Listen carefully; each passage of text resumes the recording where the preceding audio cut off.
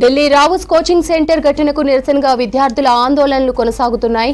బాధిత ఫ్యామిలీలకు న్యాయం చేయాలని డిమాండ్ చేస్తున్నారు. అధికారుల నిర్లక్ష్యంతోనే వరద నీరు సెంటర్లోకి చేరిందన్నారు. ఇక మరోవైపు నిన్న ఆప్ కార్యాలయం దగ్గర బీజేపీ చేపట్టిన ఆందోళనలు ఉద్రిక్తతలకు దారితీసింది. నిరసనలు తీవ్రతరం కావడంతో వాటర్ కెనాలతో ఆందోళనకారులను చెదరగొట్టారు. స్పాట్ను ఢిల్లీ లెఫ్టినెంట్ గవర్నర్ సక్సేనా సందర్శించారు. ఘటనలో ఇప్పటి వరకు కోచింగ్ ఇన్స్టిట్యూట్ ఓనర్, కోఆర్డినేటర్తో పాటు 7గురిని అరెస్టు చేశారు ఢిల్లీ పోలీసులు.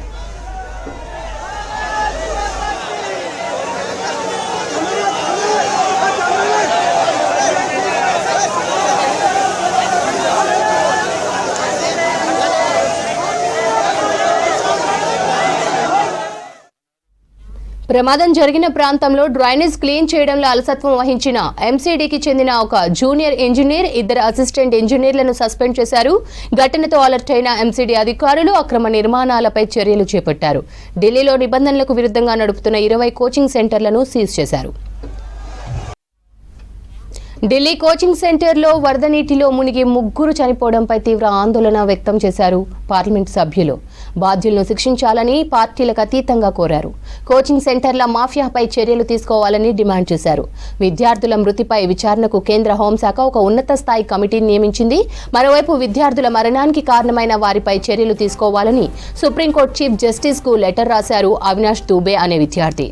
తామంతా నరకంలో జీవిస్తున్నామని ఆవేదన వ్యక్తం చేశారు.